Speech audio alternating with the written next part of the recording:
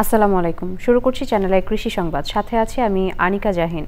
এখনকার সংবাদ আয়োজন একই সঙ্গে চ্যানেলের ইউটিউব চ্যানেল এবং চ্যানেলের ওটিটি প্ল্যাটফর্ম আইস্ক্রিনে লাইভ স্ট্রিম হচ্ছে।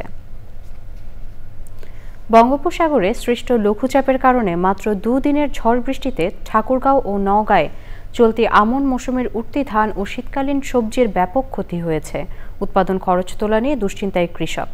ফসল বাঁচাতে কৃষকদের বিভিন্ন পরামর্শ দিচ্ছে কৃষি সম্প্রসারণ অধিদপ্তর। প্রতিনিধিদের তথ্যচিত্রে আলমুকসিদের রিপোর্ট। টানা বৃষ্টিতে পানির নিচে ঠাকুরগাঁও ও নওগাঁ জেলার আগাম আমন ধান ও শীতকালীন সবজির ক্ষেত। অন্যদিকে যেসব জমির ধান পেকে গেছে তা পানির নিচে ডুবে থাকায় গাছ গজিয়ে গেছে। কেবল ফুরা বাড়াইছে, বৃষ্টিতে পড়ে যায়, এখন এই ধানটা পচে যাবে আর পাওয়ার কোনো সম্ভাবনা নাই। 18 বিঘা জমি অলরেডি পানিতে তলে গেছে, যা কখনো কাটার মতো সম্ভাবনা হবে না। কয়েক বছর ধরে আলু করলাম, আলু ধরা, এই লাউ করতেছি, লাউয়ের দাম নাই, এই জন্য আমরা খুবই টানা পড়ার মধ্যে দিয়ে চলতেছি। এখন কি হবে বলা যাবে না। এখন এই পুরাটাই তুলতে গেলে অনেক টাকা খরচ হবে। যদি আমরা লাউ দাম ভালো যায় তাহলে আমরা এটা তুলতে পারবো, নিতে পুরাটাই লস হবে। কৃষি বিভাগও বলছে টানা বৃষ্টিতে জলাবদ্ধতা তৈরি হওয়ায় আমন ধান ও শীতকালীন সবজির ক্ষতি হয়েছে আমাদের সবজিতে, এবং ক্ষতি হয়েছে আমাদের কিছু মশলা ফসল, মরিচ, কিছু কলা বাগান, পেঁপে বাগান, এগুলো ক্ষতি হয়েছে। বৃষ্টিতে অনেক ধানই আমাদের পড়ে গেছে। কৃষকদের পরামর্শ যেন গছাটা উঠে যেন একটু মুঠা বেঁধে দেয়, তাহলে শীতটা যেন আগায় থাকে, তাহলে আপনার ক্ষতিটা কম হবে। ক্ষতি কাটিয়ে তুলতে সরকারের সহায়তা চান কৃষক। আলমুকসিদ, চ্যানেল আই। বেশি দামের আশায় সাতক্ষীরায় আগাম শীতকালীন সবজি চাষ করেছেন কৃষক।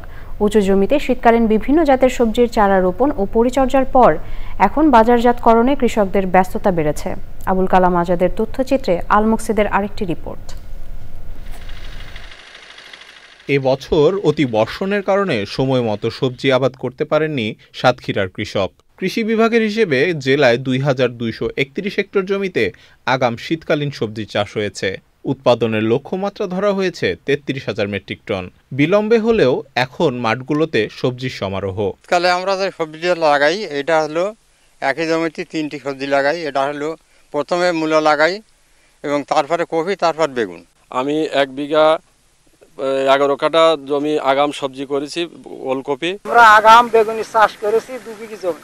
খরচ হয়েছে 2 লাখ টাকার মতন, ফেরা হবে 2 লাখ টাকা খরচ। বেগুন, তারপরে কপি, সমস্ত কপি করলে আমাদের এ মাঠে হয়। এ মাঠে হলো খুব ভালো ফসল হয়। এ মাঠে কাজ কাম করে আমাদের ইনশাল্লাহ চলে। বৃষ্টির কারণে কৃষকদের যে ক্ষতি হয়েছে, আগাম সবজি চাষ করে সে ক্ষতি তারা পুষিয়ে নিতে পারবে বলছে কৃষি বিভাগ। ইতিমধ্যে কৃষকরা ফুলকপি, বাঁধাকপি, মূলা এগুলো রোপণ সম্পন্ন করেছেন, তাই এই ফসলগুলোর যত্ন নিচ্ছে। আমরা কৃষকদের উদ্বুদ্ধ করছি এই আমাদের যে আবাদ এরিয়া আছে এটাকে আরো বেশি বৃদ্ধি করার জন্য। আমরা আশা করছি আগামী বছর এটা 2500 হেক্টর জমিতে আমরা এই শীতকালীন সবজি আগাম করতে পারবো। বাজারে সবজির যে বাড়তি দাম ছিল তা আগাম সবজি চাষের কারণে সহনশীল পর্যায়ে এসেছে বলছেন সংশ্লিষ্টরা। আল মুকসিদ, চ্যানেল আই।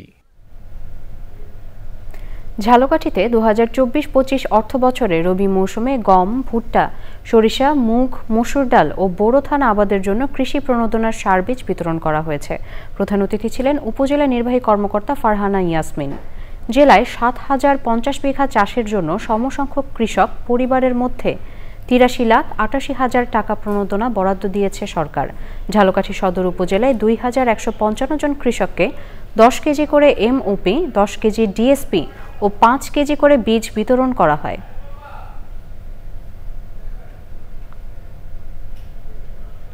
দর্শক, এই ছিল এখনকার মতো চ্যানেলে কৃষি সংবাদ। পরবর্তী সংবাদ দেখার আমন্ত্রণ রইল। সবাইকে ধন্যবাদ।